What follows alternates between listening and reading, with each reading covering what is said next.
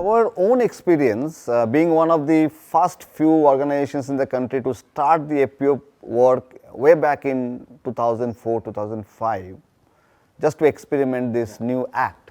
We also have found that wherever we had made investment on production system development, which I mean that an area where we had made investment for irrigation infrastructure support, we have trained farmers on a certain production system development, training farmers on good agriculture practices, created financial products or linkages with the financial products for the steady flow of credit to the households.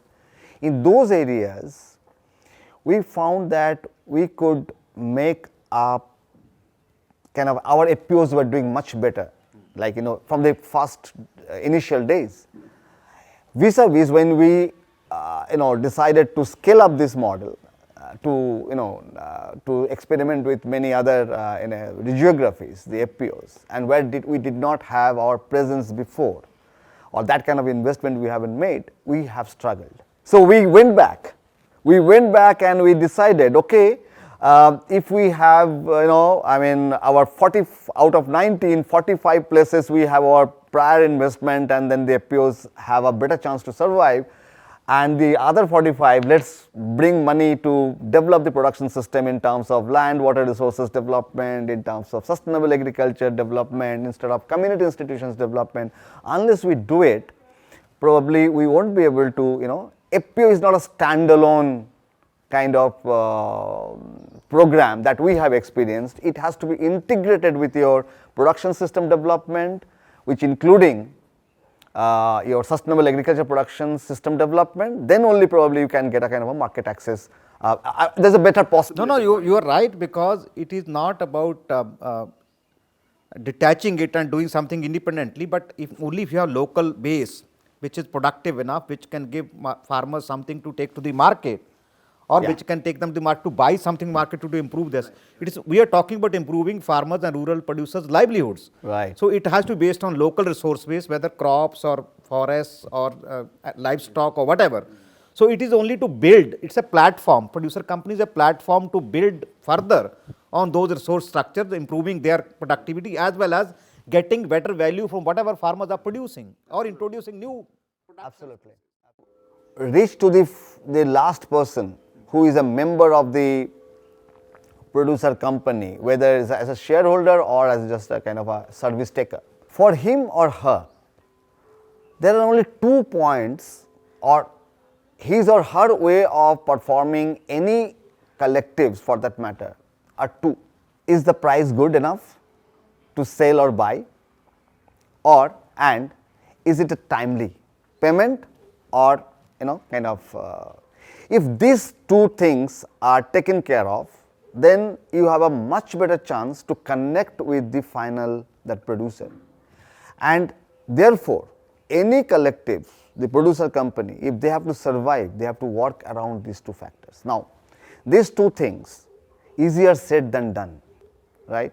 And today, if you see that the hundreds of intermediaries which are plying in the rural setup, Chota Adatiya to Majla Adatiya to Bada Adatiya to all sorts, we know, they are actually trying to address these 2 points and trying to make their own niche within that small catchment. The second point I also wanted to make here, agriculture is the extremely competitive market space. A small farmer, the day he becomes a little bigger farmer, he becomes a Chota Adatiya. Because that's how he maximizes his income.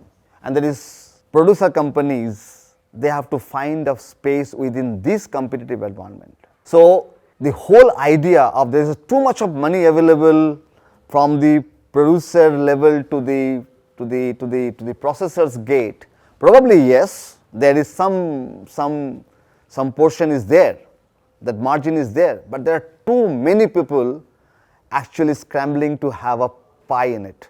So getting a producer company's a successful venture So it's not an easy thing to do, you know, and it will take its own time.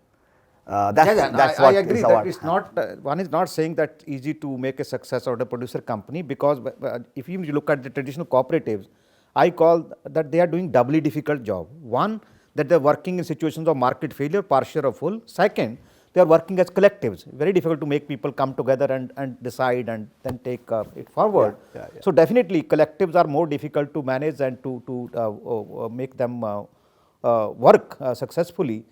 But I would say that the mantra for producer companies lies in focusing on output side of the market. Only by supplying inputs or doing little bit of extension, you can't make very big improvements in farmers' livelihoods. I agree.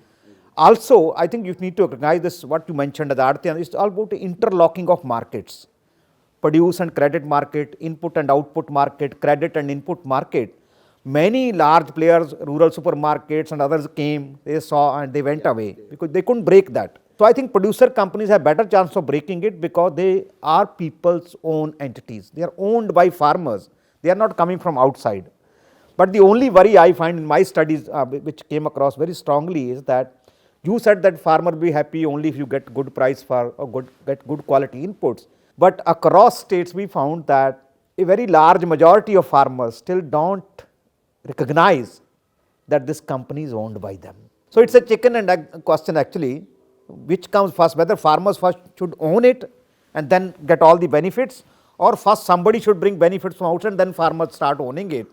I think that is I think that happens partly also because many of the promoters do not do enough spade work to make them understand that you're setting up your own company which you need to manage and make work. Let us give you our experience that producers owning their company, right?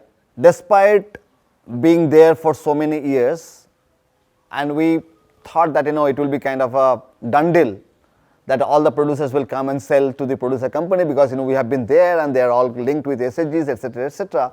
But that didn't happen because our producer companies were still not able to provide that quality and the price and the timeliness, right?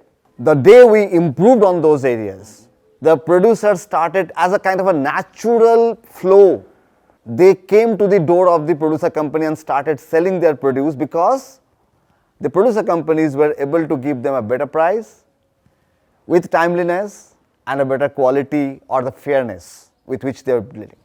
And as the patronage increased, the ownership increased. Today if you see with the zeal, they celebrate their annual general body meeting. Thousands of farmers are dancing, singing, talking about their patronage that they have, the contribution that they have made to the producer company, dividend that they share is a very different thing. So, point here is just assuming that, you know, the farmers will automatically be loyal to their producer company just because you have a prior relationship with them is actually myth.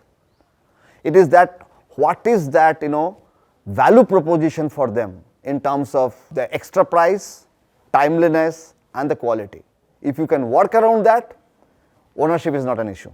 No, I think in this case we also need to point out because the producer company you have promoted, if I am not mistaken, mostly all women member producer companies. So majority of them, yes. Gender becomes very big differentiating factor here, and especially women farmers have different kind of issues.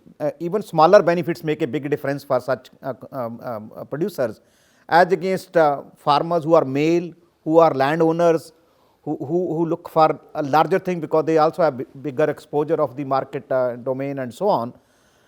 So one is that you are talking about tangible benefits, which I agree that helps, better patronage, higher patronage and all that.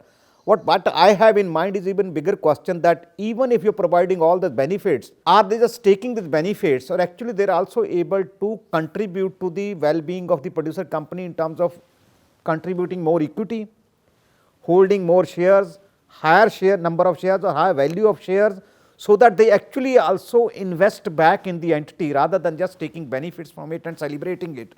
That's where I find little bit of issue there. Because most of the producer companies, if you look around in yours, their equity base is very small. Very small, 500, 1000. Yeah.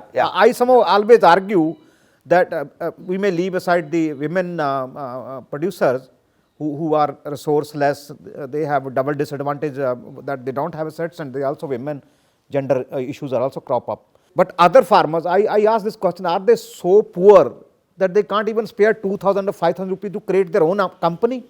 No, that's probably not the case. It's not the issue of affordability. Probably they can, but they still probably do not have that trust that this is worth spending that much of money, right?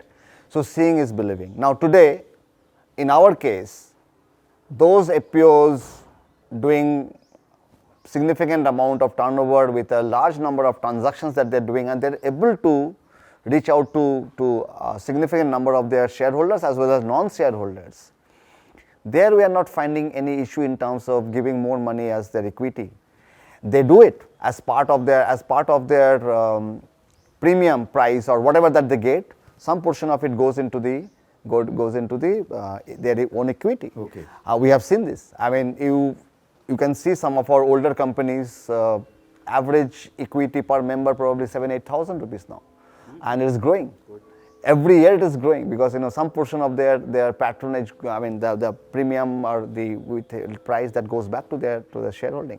So it is actually kind of a chicken and egg kind of issue, that once the business is successful, there is a more traction to the companies, and then people come back and they take more ownership.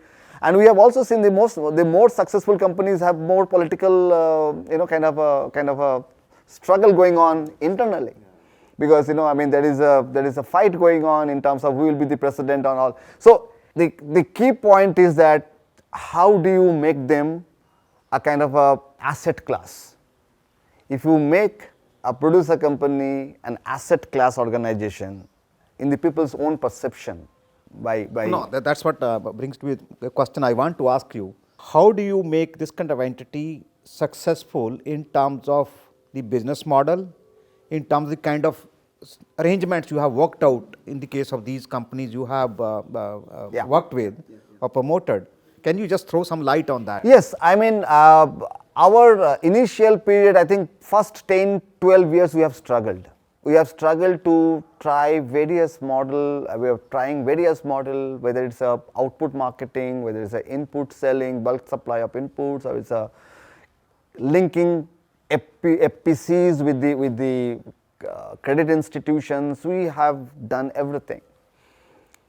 I think as we were struggling, learning by doing things, few things, I mean, struck us, and we realized that this is not the way to do things. We identified few value chains that we thought that we have got some good hand in it. So we identified them. For example, organic commodities, general conventional commodities for trading of those commodities. Then your crop seed production and marketing. This has been going on from the beginning. This one. And inputs marketing, a little bit of it. So once we identified those commodities or the value chains, we started investing on them in terms of deepening our understanding about the market, deepening our understanding in terms of the quality issues that market would always ask you, deepening our understanding the entire supply chain. Once you reach to the processor's gate, you are equal. And there you cannot afford to have any claim or any deduction. Because this commodity, as I said, is a very competitive market. Even 0.5% deduction of your commodity will actually make you in loss. So once we have started working on them, then we realized that that training of farmers, developing systems, IT system, how important it is. Quality control system, how important it is.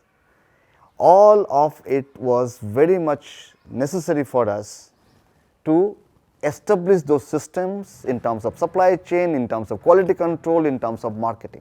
And of course, we also needed to develop systems for governance monitoring and compliance issues. These are, and then this financial management issues.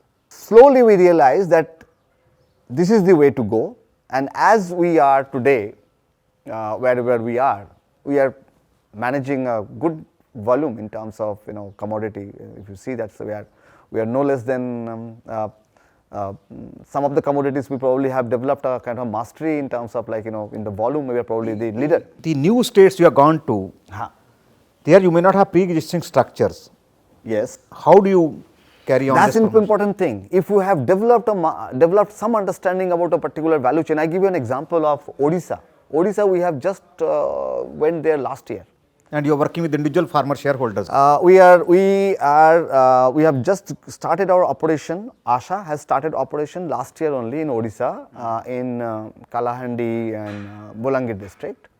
And our point of intervention there was organic farming. Just because we have already developed some value chain understanding around organic farming, it was a kind of a jump start from day one. The FPO is not even 6 months old, and they have already done a 3 crore or 4 crore worth of turnover.